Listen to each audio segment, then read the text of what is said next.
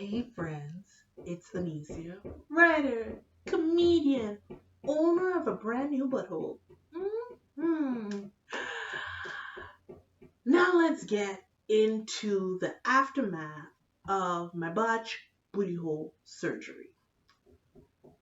So I am feeling all the pain. I walk into my house, I wobble into my house. How I get there, Jesus knows. When there was only one set of footprints in the sand, that was where I carried you. Okay? And the Lord carried me into the house. As soon as I come in the house, I take the, like, one opioid. I think, I can't remember. One pill. I took the pill. I went to the bathroom. The pajama pants I was wearing was soaked through. This is important because I was wearing period underwear, which is the equivalent of 4 maxi pads, right? That's how much I bled. I bled so much that I bled through 4 maxi pads, messed up my thing. When I pulled my underwear, there was so much blood that you could actually see the pool of blood in there. Now, mind you, the doctor was saying, don't be alarmed, there will be some blood. The pads with the blood, and this was more blood than um postpartum, especially considering it had only been 1 hour. So I changed to another period pad. I was like, well, he said that there would be blood. So I changed to another period pad. I go to the kitchen to pump. I'm feeling lightheaded. I can't even stand to pump. So I say, bruh, we're gonna have to do some baby formula or some mess. I gotta go lie down.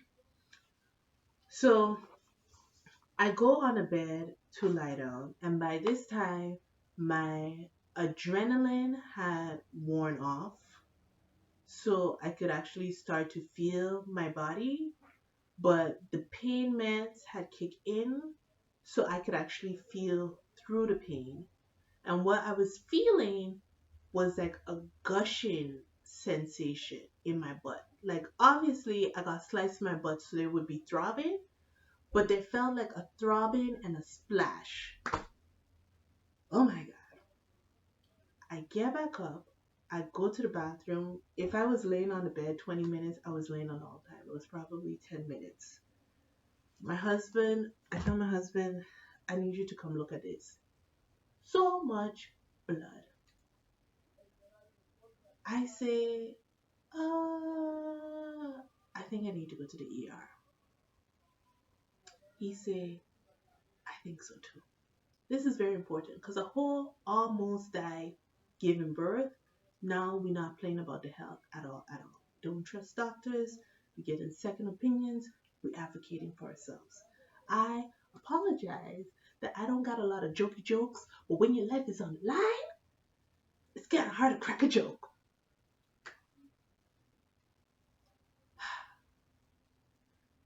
We wanted to have a home birth, so I had this big sheet that was like a pad to soak up blood to protect the bed when you're giving birth on it. I take 3 of those with me.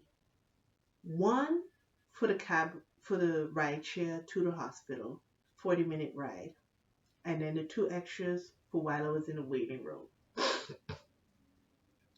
Thankfully, the opioid kicked in and I was able to sit on my butt. It's a 40-minute ride to the hospital. I get to the emergency room, I check in. Once again, I'm trying to be nice and not be a diva because medical people treat people of color terrible. So I'm trying to be the nice person to get some help. I show up to the receptionist and say, hi, I am actively bleeding. I need to see someone in the ER, like right away. She's like, all right, cool. I sit on there. 20 minutes, 30 minutes, nobody come to see me. I sent a picture to my husband. I was like, oh my God, I look how much blood is in this pad. It's like fall time, so I'm wearing like my fall coat, pajama pants. I'm just bleeding through my clothes, and they're lucky I even brought things to bleed with. And I said, I even changed my pad. I'm on the second pad right now. And he was like, you gotta tell him. So I go up and say, hey, I just want to remind you that I'm actively bleeding. She's like, yes, okay, we've told him. So I go sit down.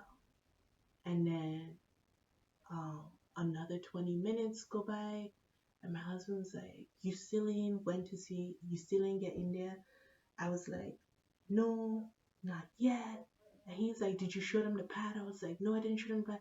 He said, show them the blood. He said, what you could do is flip it around to the blue side so that they don't see the blood, but they can see that it's filled with blood. So I go up again and I say, hey guys, I'm actively bleeding. I filled these two things with blood. I really need to see a doctor. And she said, oh wow, okay. So we put you up on the board. You're gonna be the next person. Because the person has come down and be like, Bob da Bob. So I gone sit down and I'm watching like a hawk. I watch the nurse. She take the other person in. When she come out again, she said a name that I thought sounded like mine. This is the thing. My name is Onicia. It sounds like Alicia with an O. And I have so much anxiety about my name that when people say my name, I'm not sure if they say my name, Alicia, Olivia. And the person who was closest to the nurse popped up with such authority. I was like, okay, I guess she didn't say my name. And what I should have done was be like, no, y'all who said was next, I'm going next. But I want to be polite. And I said, well, maybe next is next.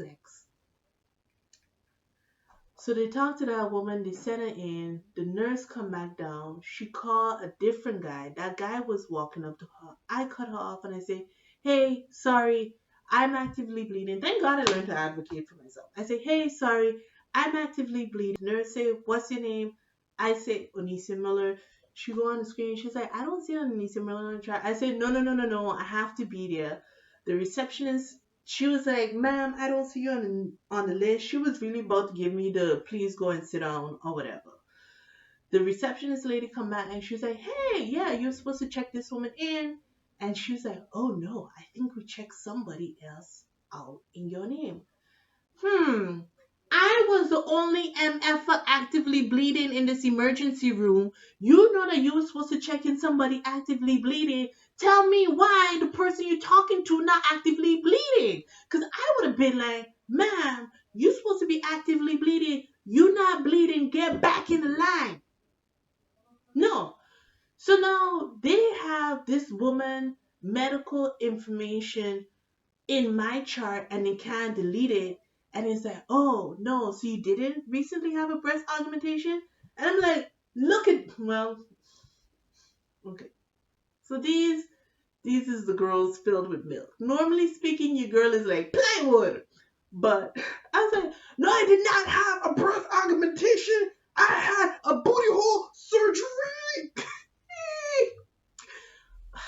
Girl, you know how many times I had to tell people, it's like, what's wrong with you? Well, I had a hemorrhoid and I had to remove it. Well, embarrassing. Also, at this point, so many people have seen my butthole that you just kind of gotta get over it. So I get in there, I get in a room, they take my vitals. This nurse is so GD slow. I tell her I need to pee. They bring a little potty for me to pee. I pee, I bleed up this whole place. When I tell you the butthole was gushing, the butthole was gushing. The nurse took my pad, she threw it away, she cleaned up the toilet, the toilet thing, she put on a diaper. 20, 30 minutes, still ain't see a doctor, right? I'm in this diaper and I could feel my butt gushing. And I also tell her, listen, girl, I ain't trying to be a diva. I only took one opioid. I don't know where it could wear off, whatever. I'm also trying to be polite.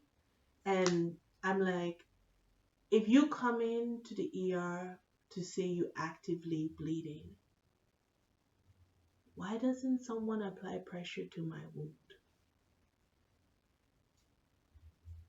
I got a first aid certificate years ago, more than 10 years ago. That's like one of the only things I remember. Apply pressure to a wound and I guess like elevate towards the heart or whatever. I don't feel like I got to tell you how to do your job, right?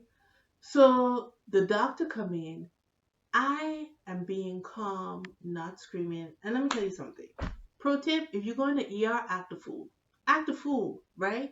Don't try and be polite, okay? Because when you're polite, people think that you are not dying. So the doctor come in, she she say, I am gonna call the butt doc to see what happened. She come back in, she say she spoke to the butt doc. He say bleeding should be common. So what we're gonna do is we're gonna like send you home.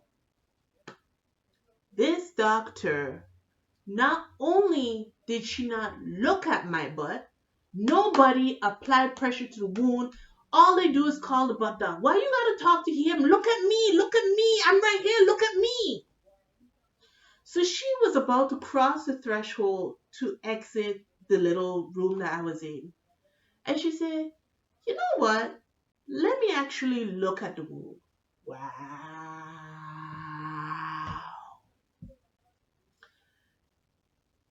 She lift up the thing, opened the diaper, and her whole situation changed. She said, oh my, you have bled through this diaper. So let's do a count. I did 4 pads from the butt dock to home. I did a large sheet, which is equal to like 2.5 pads, from the cab ride to the hospital. I then filled 2 more sheets. This is like 2, 4, 5. So we're coming up to about 13 pads of blood plus this big diaper in about a 3, 4 hour span. And y'all just decide to check me. She said, wow, I cannot with good conscience let you go home.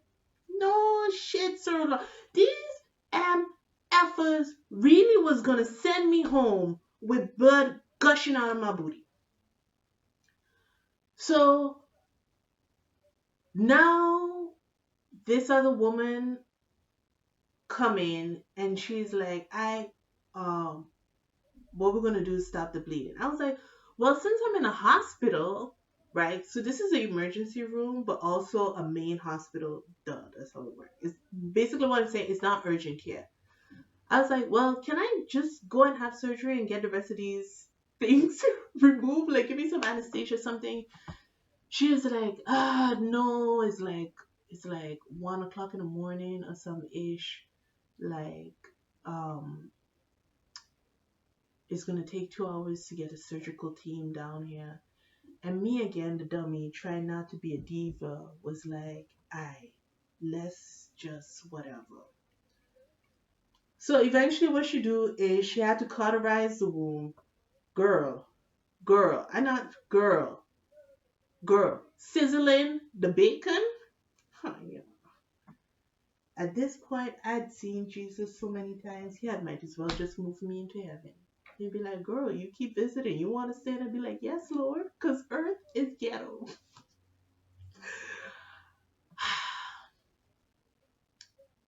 um, I'm going to skip my 3 emergency. No, we're not going to skip. We're going for the whole ride. The whole ride.